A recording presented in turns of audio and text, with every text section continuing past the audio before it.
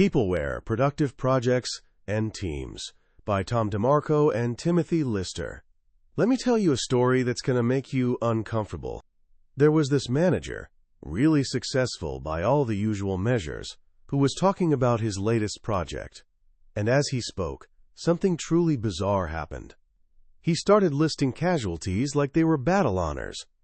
2 divorces, both directly caused by the crushing overtime. A team member's kid getting mixed up with drugs because dad was never home. The test team leader who had a complete nervous breakdown. And here's the unsettling part. As he recounted these personal disasters, one after another, he wasn't expressing regret. He wasn't sad.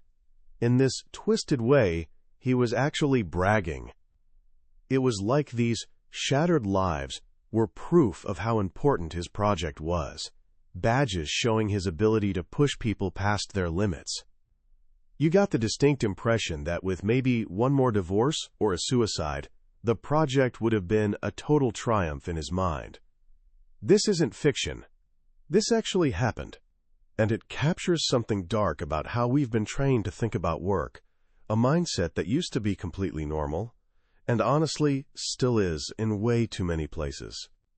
It's this belief that great work demands great sacrifice, that productivity means extracting every last drop of effort from people, regardless of what it costs them personally.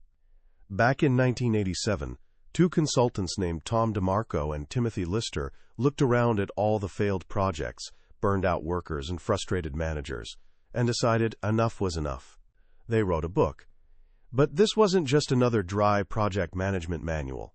This was a rebellion disguised as a business book, a quiet, deeply human manifesto called Peopleware, Productive Projects and Teams.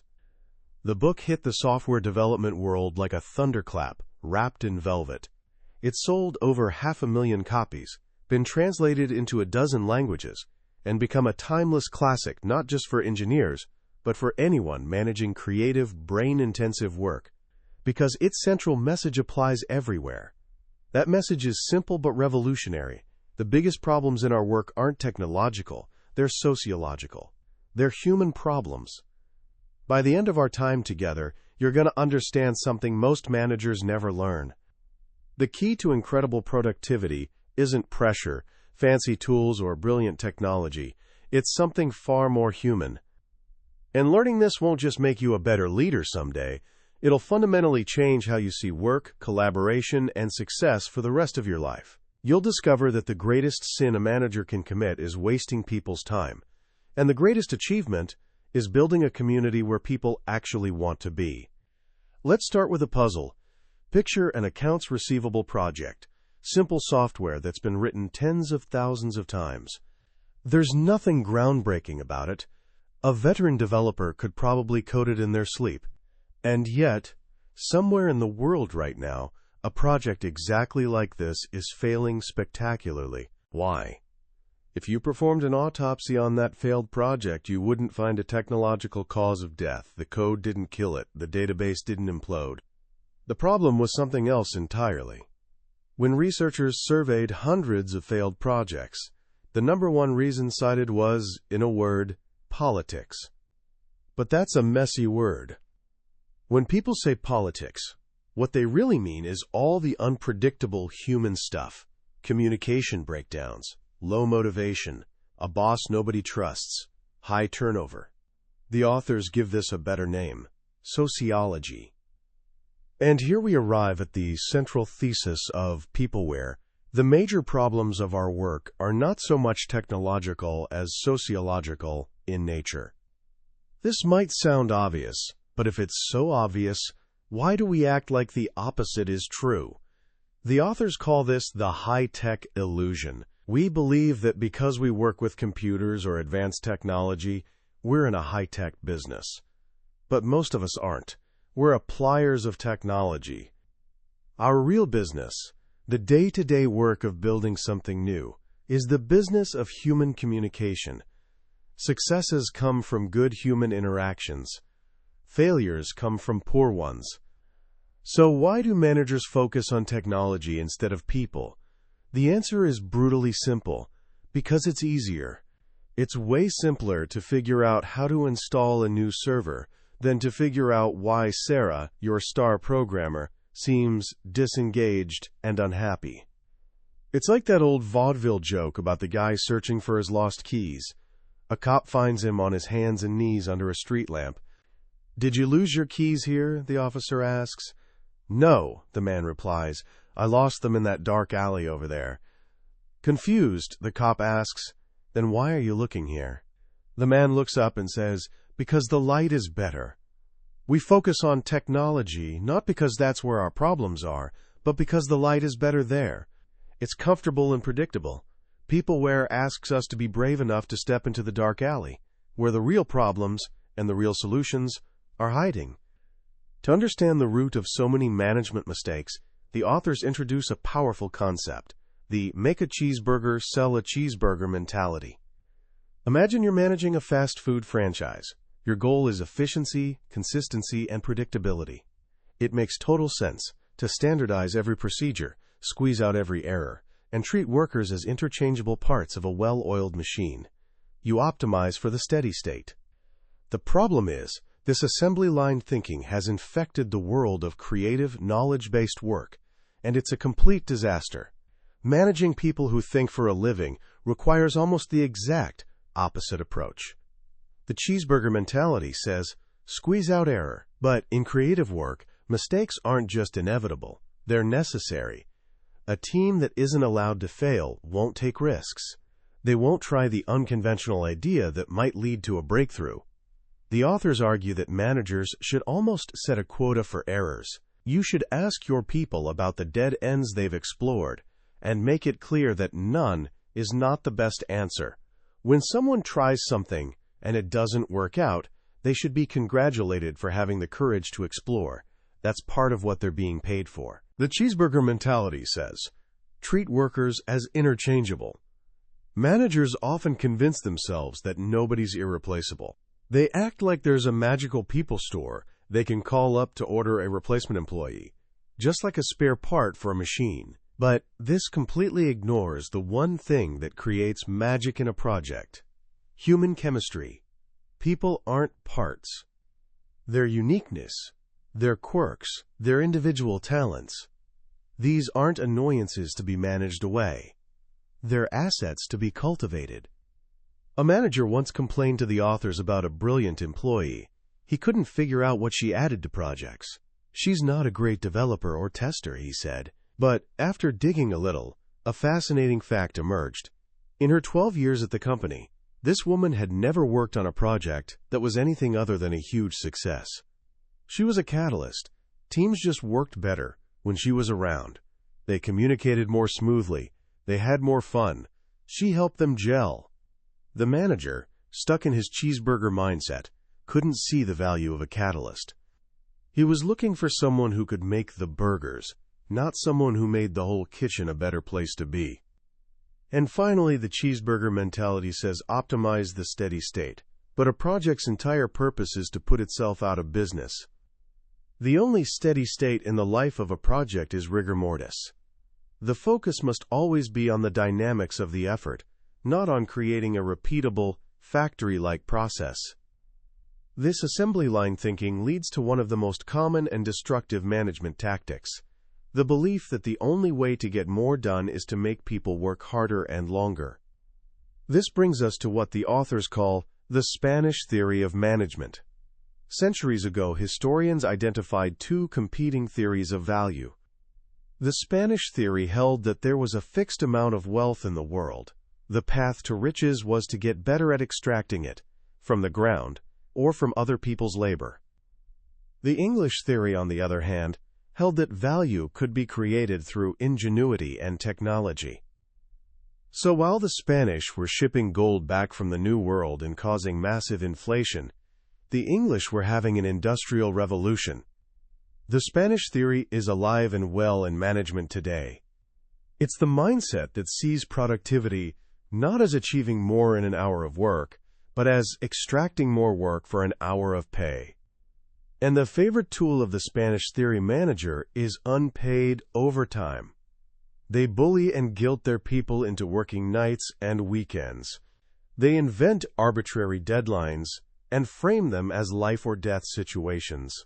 They try to trick people into working 80-hour weeks while pretending, for accounting purposes, that it was only 40. But here's the catch. For salaried workers doing creative work, sustained overtime is a myth. The authors make a bold claim. There's an hour of undertime for every hour of overtime.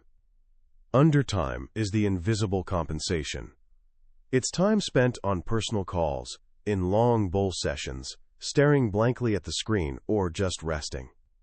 Nobody can work at the intense, creative level required for knowledge work for much more than 40 hours a week, week after week.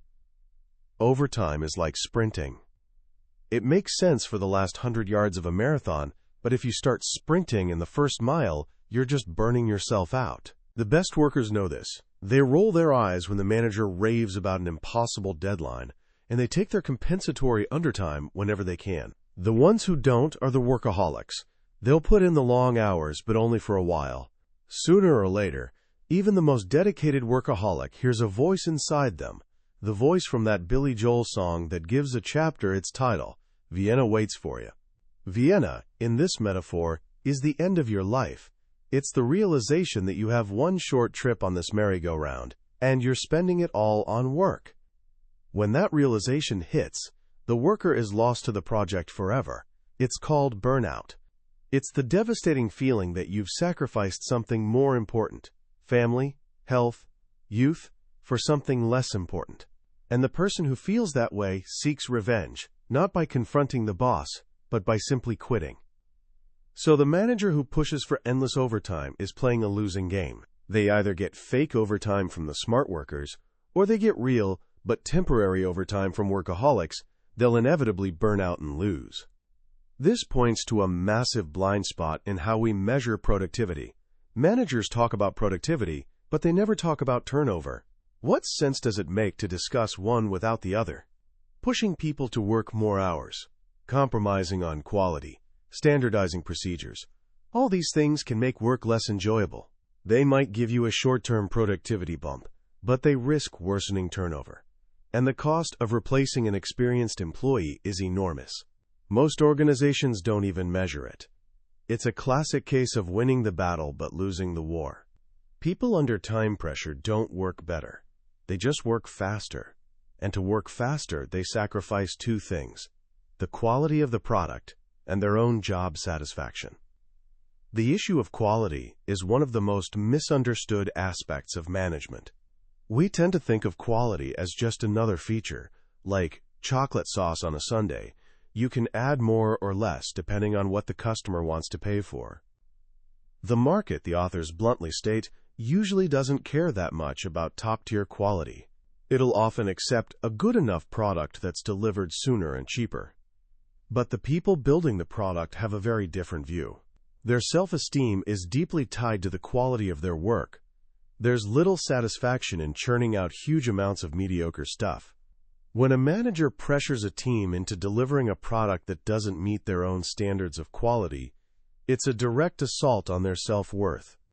The authors call this the flight from excellence. It's a decision to let the market, rather than the builder, set the quality standard.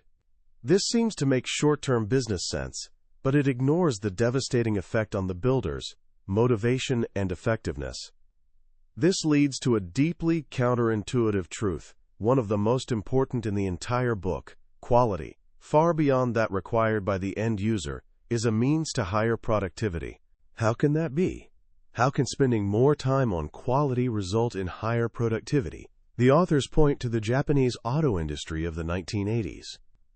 The nation that was the acknowledged leader in quality was also the leader in productivity. They understood a principle that Philip Crosby captured in the title of his famous book, Quality is Free.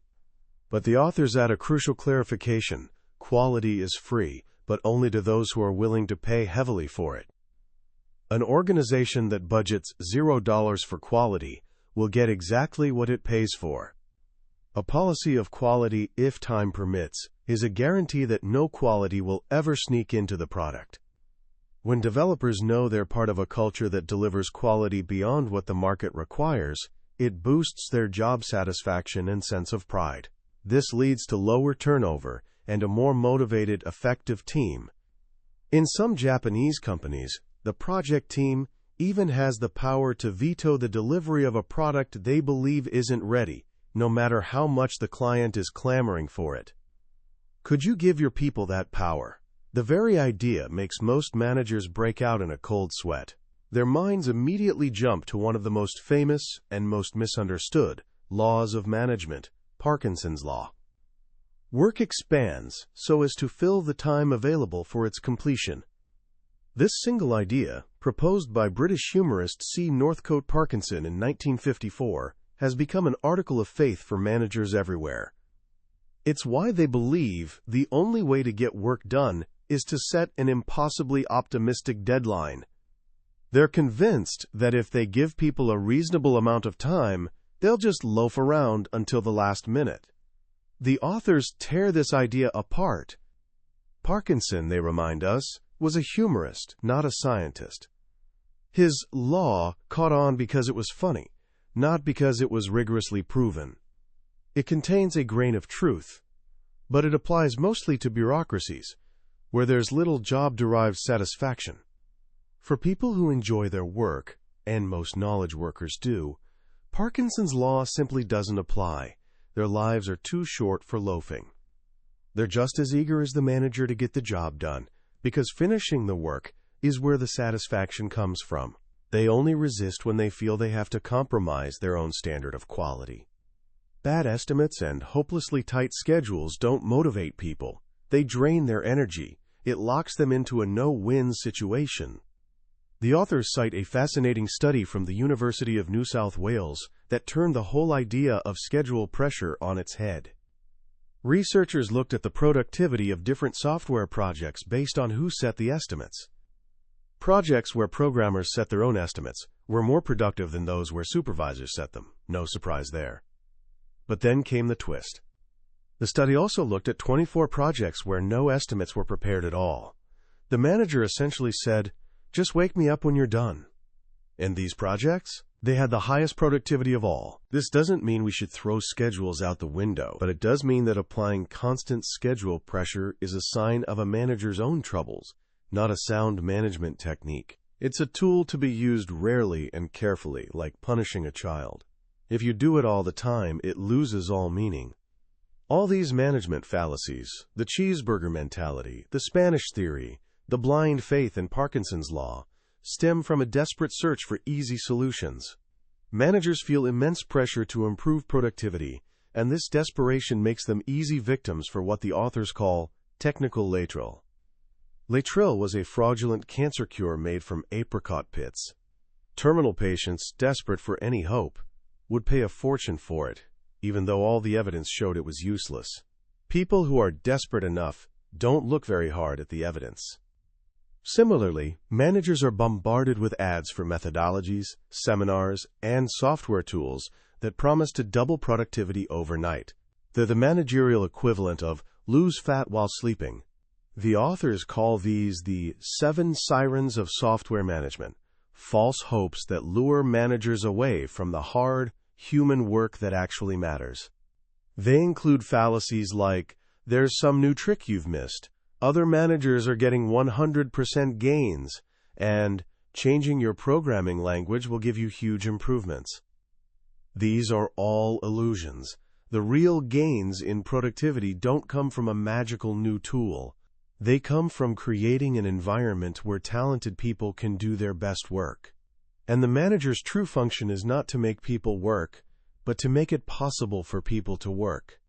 This brings us to one of the most overlooked yet most critical factors in productivity, the physical office environment. There's a common saying among developers in every industry: you never get anything done around here between 9 and 5. People come in early, they stay late, they take work home, they even call in sick on the day before a big deadline just so they can work in peace. This should be a damning indictment of the office environment.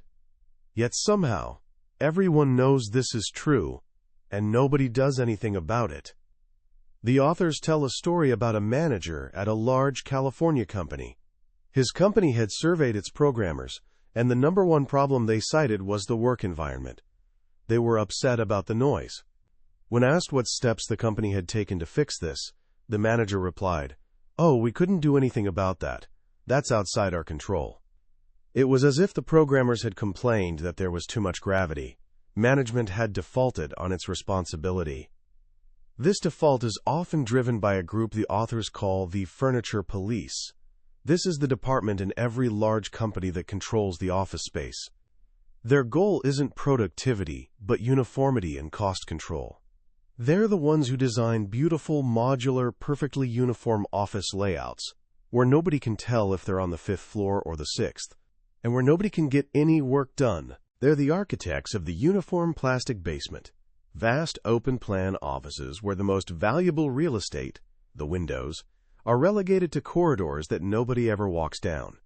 People work better in natural light, but the furniture police's obsession with uniformity trumps human needs every time. These workspaces are noisy, interruptive, and sterile, and they're a productivity disaster. To prove this, the authors turned to a fascinating experiment they conducted for years, called the Coding War Games. They had pairs of developers from over 90 different companies compete to complete the same programming task.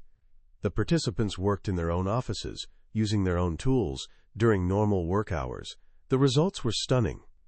First, they confirmed a huge difference in individual performance. The best people consistently outperformed the worst by a factor of 10 to 1. And the best performer was about 2.5 times better than the median. This wasn't a surprise. The surprise came when they looked for correlations. What factors explained this huge difference? It wasn't salary.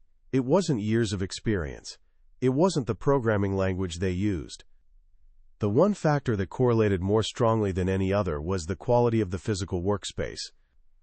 The top performers, the people in the top quartile who finished fastest and with the fewest defects, worked in space that was substantially different from the bottom quartile. Their space was quieter, more private, and better protected from interruption. They had more of it, an average of 78 square feet of dedicated space, compared to only 46 for the bottom performers. And a staggering 62% of the worst performers said they were often interrupted, compared to only 19% of the top performers. The data was clear. A policy of defaulting on the workplace is a colossal mistake. Saving money on space is often penny-wise and pound-foolish. The authors calculate that the entire cost of a developer's workspace is a tiny fraction, maybe 6 to 16% of their salary and benefits. The ratio of investment in the person to investment in their space can be as high as 20 to 1. Trying to save a small portion of that $1 for space risks sacrificing a large portion of the $20 invested in the person. The enemy of productivity is interruption. To understand why, we need to talk about a psychological state that the authors call flow. Flow is that condition of deep, almost meditative involvement in a task. Time seems to disappear. You look up, and 3 hours have passed. The work just seems to flow. For anyone doing creative, thought-intensive work, designing, writing, programming, flow is essential. These are high-momentum tasks. But you can't just flip a switch to enter a state of flow. It takes time, 15 minutes or more, of uninterrupted concentration to become fully immersed. During this immersion period, you're incredibly sensitive to distraction. A phone call, a colleague stopping by to chat, a public address announcement, any of these can break the state. And once you're interrupted, you have to go through the entire 15-minute re-immersion period all over again. Think about the cost. A single 5-minute phone call doesn't cost 5 minutes. It costs 5 minutes, plus the 15 minutes of re-immersion time. It costs 20 minutes of productive work. A dozen interruptions, and your entire day is gone. This is why you never get anything done between 9 and 5. The office has become a machine for preventing flow. The authors propose a radical idea, a new way of accounting for time.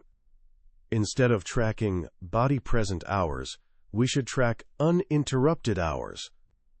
This would create a metric they call the E factor, or environmental factor, the ratio of uninterrupted hours to body-present hours. Collecting this data does two things. First, it makes everyone conscious of the importance of protecting flow time. It gives people permission to be uninterruptible.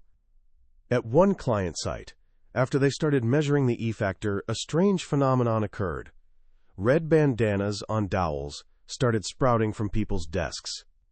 It was an unofficial, spontaneously created do not disturb signal that everyone learned to respect. Second, it provides a real measure of how good or bad the work environment is. At one large agency, the E factor was as high as 0.38 in some departments, meaning 38% of the time was uninterrupted, and as low as 0.10 in others. The people in the 0.10 space had to put in almost 4 times as many body-present hours to get the same amount of real work done. The savings from their crowded, noisy office space were costing them a fortune in lost productivity. Your people bring their brains with them to work every morning. They could put them to use for you, at no additional cost, if only there were a small measure of peace and quiet. This means we have to bring back the most powerful productivity tool ever invented, the door.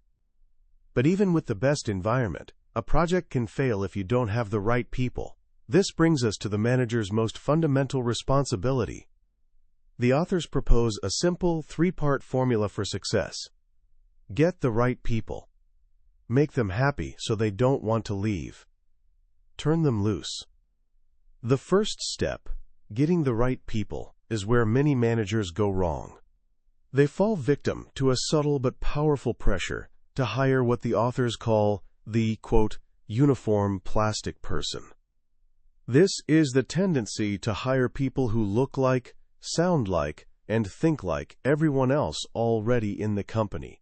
The need for uniformity is a sign of insecurity. Strong managers don't care about haircuts or whether someone wears a tie. Their pride is tied only to their team's accomplishments. When a company starts imposing formal standards of appearance, dress codes, or rules about what you can put on your desk, it's a sign that the organization is in the last stages of brain death. The most valuable people, the ones who don't think like everyone else, will realize they aren't appreciated for their real worth, and they'll leave. So how do you hire the right people? The authors offer an unforgettable analogy in a chapter called Hiring a Juggler. Imagine a circus manager interviewing a candidate. "How long have you been juggling?" the manager asks. "About 6 years," says the juggler. "Can you handle 3, 4, and 5 balls?" "Yes, yes, and yes." "Do you work with flaming objects, knives, axes?" "I can juggle anything." "Do you have a funny line of patter that goes with your act?" It's hilarious. "Well," says the manager, "that sounds fine. I guess you're hired." The juggler is confused. "Wait, don't you want to see me juggle?" The manager replies, "Oh, wow, I never thought of that." It's absurd to think of hiring a juggler without seeing them perform. Yet we hire engineers, designers, and programmers all the time based on nothing but talk. The authors argue that every candidate for a knowledge work position should be asked to bring a portfolio of their past work, not just to talk about it, but to show it. Even better is to hold an audition. Ask the candidate to prepare a short 15-minute presentation on some aspect of their past work for the people who'll be their future coworkers. This does 2 things. First, it allows you to see their communication skills in action. But more importantly, it gives the team a voice in the hiring process. When the team has a say in who joins, the new person is much more likely to be accepted and integrated smoothly. Once you have the right people, the next step is to make them happy so they don't want to leave. This means fighting against the silent killer of productivity and morale, high employee turnover. Most organizations don't even know their turnover rate, or what it costs to replace someone. The visible costs are huge: recruiting fees, lost work during the ramp-up period. A new hire might not be fully productive for 5 months or more. But the invisible costs are even worse. In a company with high turnover, everyone develops a short-term viewpoint. Nobody's willing to invest in long-term improvements because they know they won't be around to see the benefits. It's like a farming community that decides to eat its seed corn. It feels good this quarter, but it guarantees starvation next year. High turnover also creates a dangerously top-heavy and inexperienced organization. The only way to keep good people is to promote them quickly, which means beginners with only a few years of experience are pushed into management. In healthy, low-turnover companies, promotion to a first-level management position might only come after 10 years with the company. So what makes people stay? It's not just about money. The best organizations, the ones with the lowest turnover, share a common trait. They have a mentality of permanence. There's a widespread sense that this is a great place to be, and you'd be foolish to leave. They invest heavily in their people's growth through training and retraining. No job is a dead end. This builds a powerful sense of community. And this brings us to the most magical, most powerful concept in all of Peopleware, the gelled team. A gelled team is a group of people so strongly knit together that the whole is far greater than the sum of its parts. Their productivity is higher, but just as importantly, the enjoyment they get from their work is off the charts. Once a team begins to gel, they become an unstoppable force for success. They don't need to be managed in the traditional sense. They just need obstacles cleared from their path. What causes this to happen? The authors argue that the purpose of a team isn't goal attainment, but goal alignment. Before a team gels, the individuals might have a mix of personal goals, but during the gelling process, they all buy into a common goal. This corporate objective takes on new importance because it matters to the group. They aren't just building a system, they're on a mission together.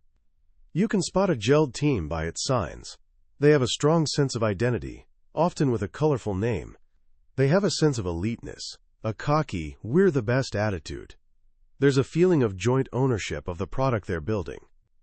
And most of all, there's an obvious enjoyment that people take in their work. To make this concept real, the authors tell the legendary story of the Black Team from the early days of a large computer company. This company was having trouble with software bugs. They formed a special group of their most talented testers to do the final checks on critical software. At first, they were just a group of good testers. But then, something magical started to happen.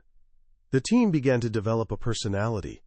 They adopted an adversary philosophy, seeing themselves not as helping the developers, but as destroying their code.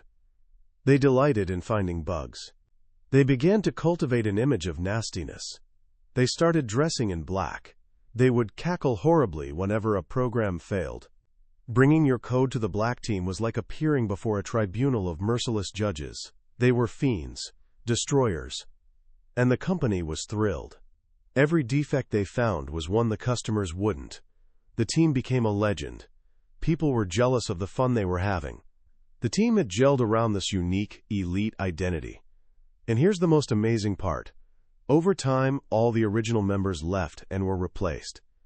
But the Black Team survived. The personality, the energy, the culture of the team was so strong that it outlasted its founding members. The magic of a gelled team is the most powerful force a manager can unleash. Unfortunately, you can't make a team gel. It's a fragile, organic process. You can't build a team. You can only grow one. You enrich the soil, plant the seeds, and hope for the best. But while you can't force a team to gel, you can certainly kill its chances. The authors introduce a grimly familiar concept they call teamicide. These are the common management practices that are guaranteed to prevent a team from forming. The list includes defensive management. A manager who doesn't trust their people sends a clear message that poisons any chance of a team forming. The only freedom that has any meaning is the freedom to proceed differently from how your manager would have. Bureaucracy, mindless paperwork, demotivates people and makes them feel like their real work isn't valued. Physical separation, scattering a team across different floors or buildings, kills the casual interaction necessary for bonds to form. Fragmentation of time, assigning people to multiple projects at once, ensures they can't fully commit to any single team. Quality reduction. Forcing a team to build a shoddy product undermines their self-esteem and destroys any sense of joint accomplishment. Phony deadlines. Setting impossible deadlines that everyone knows are a lie shows a profound disrespect for the team. Motivational posters. Those glossy posters about teamwork and quality are a triumph of form over substance. They send a clear message. Management thinks these virtues can be achieved with a poster instead of with hard work and real talent. Extended overtime. As we saw, this can pry a team apart, creating resentment between those who can put in the extra hours and those who can't. If these are the ways to kill a team, how do you create the conditions for one to grow? The authors tell a simple, beautiful story of a spaghetti dinner. A manager about to start a new project invites the team to her house for dinner. When they arrive, she admits she hasn't had time to cook and suggests they all walk to the supermarket to get the ingredients for a spaghetti dinner. At the store, nobody takes charge. Little by little, people start taking initiative. One person grabs salad fixings. 2 others start discussing the sauce. Another decides to make garlic bread. Back at the house, they gravitate to the kitchen, and a meal slowly comes together. Before a single day has been billed to the project, they've had their first success as a group. The manager didn't direct it. She was a catalyst. She created an opportunity for a small, easy, joint success. This is the art of growing teams. Good managers are constantly providing these opportunities, making sure the team gets into the habit of succeeding together. This requires a management style the authors call open kimono. It's the opposite of defensive management. It's a willingness to be vulnerable, to trust your people, and to put your own reputation in their hands. It's knowing that you can't give direction to your best people, the ones the authors call free electrons. These are the gurus, the fellows, the entrepreneurs who've progressed to the point where their own sense of direction is better for the organization than anything that could come down from above. Your job is to get out of their way. Ultimately, all of these ideas point to a single, profound goal: the making of community. In a world where our towns and neighborhoods often no longer provide a strong sense of belonging, the workplace has become our best, and sometimes only, chance to find it. Building this community isn't about office politics in the sleazy sense. It's about politics in the noble Aristotelian sense, the science of creating and managing healthy groups. This is the highest calling of a manager. An organization that succeeds in building a satisfying community keeps its people. The investment in human capital is retained. People don't want to leave, and when they do, they time their departures to cause the least disruption, often waiting until a project is finished. This single effect is worth more than all the process improvement programs in the world. And when you look back on your career, what will you be most proud of? The systems you built, the deadlines you met, or will it be that you succeeded in creating a place where people felt they belonged, a place where they did their best work and had fun doing it? This, the authors conclude, is the real art. It's what the best managers do. They don't just manage projects, they build communities. Reading Peopleware today is a strange and slightly bittersweet experience. It's strange because the ideas feel so modern, so relevant, so desperately needed in today's world of open-plan offices, constant digital distraction, and the relentless pressure to do more with less.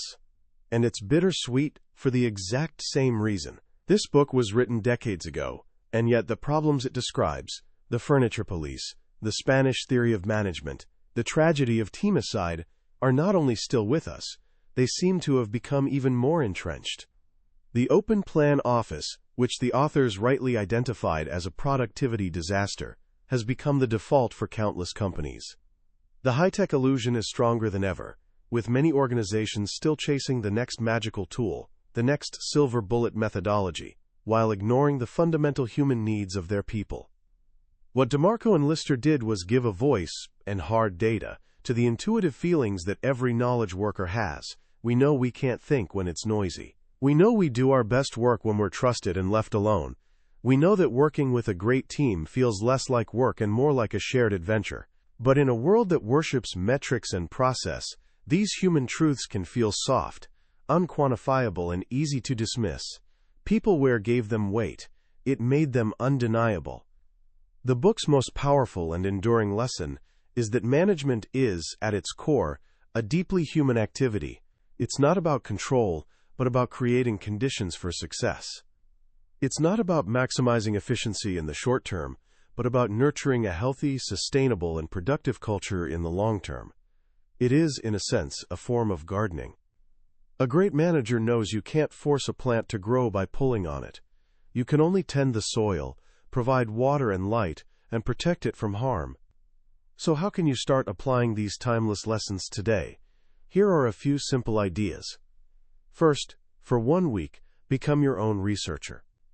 Keep a simple log of your uninterrupted hours. How many times in a day or a week do you get to experience that state of flow for more than 15 minutes at a time? This simple act of measurement will give you a powerful new perspective on your own work environment and the hidden costs of interruption. You don't need a manager's permission to do this. It's your time. Start by understanding where it truly goes. Second, if you ever find yourself leading a group project, even a small one for school, try the spaghetti dinner principle. Before you dive into the main task, find one small, low-stakes, and even fun thing that you can all succeed at together.